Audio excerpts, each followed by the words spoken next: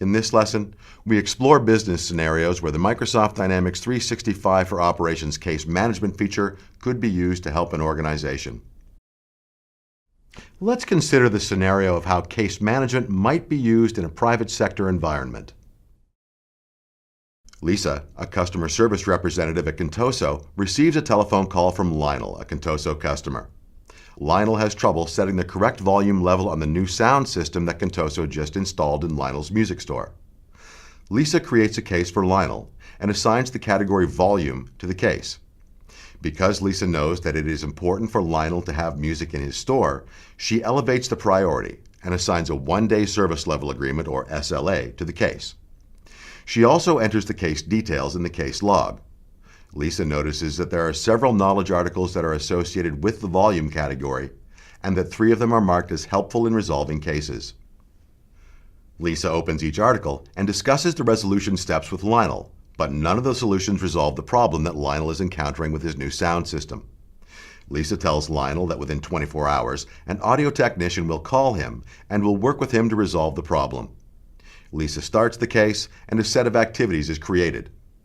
She assigns the activities to Terrence, a member of the audio engineering team. Terrence sees that the new activities are assigned to him. He opens the case and reads the case log to learn more about the case.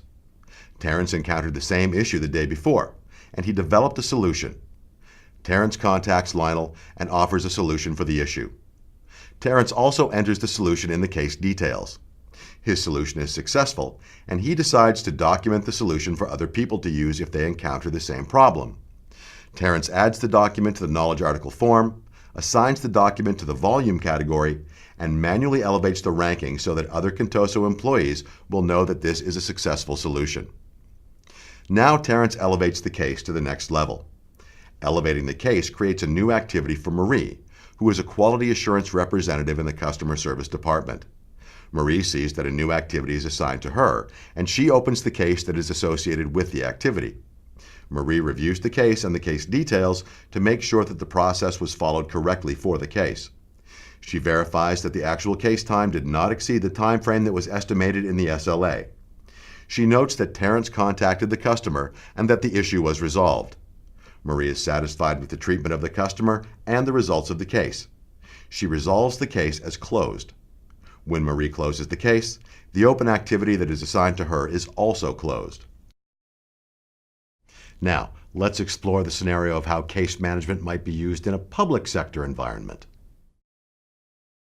Annie, a customer service representative with City Power and Light, receives a telephone call from a resident of the city that is served by City Power and Light. Annie records the call as an activity and takes notes of the conversation. The resident tells Annie that his house has no power. Annie informs the resident that City Power and Light will investigate, locate, and resolve the problem as quickly as possible. She then creates a case, associates the telephone call with the case, and creates a service order. Annie knows that it is likely that other residents will call to report a power outage. To avoid overwhelming the customer service center and to save time, Annie sends a group instant message to inform the other representatives about the issue and to tell them that a case and service order were created. She includes the case number and service order number in her instant message. If City Power and Light receives more telephone calls about the power outage, the customer service representatives can create an activity for each telephone call and assign them to the existing case. Finally, let's explore scenarios of how a human resource generalist can use case management when they address issues for employees. Luke, the Human Resources Generalist for the United States Division of Contoso, receives an email message from Shannon, a Contoso employee. Shannon is a machine operator who was injured on the job 6 months ago. She has been working with Humongous Insurance since the accident to have her medical expenses paid. Shannon contacted Luke about this issue 4 weeks ago. Therefore, a case has already been created. Shannon's email message explains that Humongous Insurance is still not returning her telephone calls. Luke opens the existing case, adds Shannon's email message as a document, and reviews the case log. When Luke created this case, he assigned it to the case category Insurance. He sees that there is a new knowledge article that is associated with the insurance category. Luke reads the knowledge article and learns that Humongous Insurance's telephone system is being updated and that all telephones are down. The article states that an email message was sent to all insurance customers, but that several customers did not receive the message because of a problem with the insurance company's email system. All customers who have active insurance claims are being asked to send their inquiries by paper mail to Humongous Insurance. Luke sends Shannon an email that explains what she must do to have her insurance claim settled. He also ranks the knowledge article that he read as a helpful piece of information.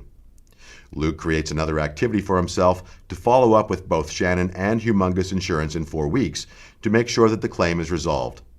After 4 weeks have passed, Luke checks in with Shannon and learns that Humongous Insurance has paid her claims and that she is happy with the resolution. Luke changes the status of the case to closed.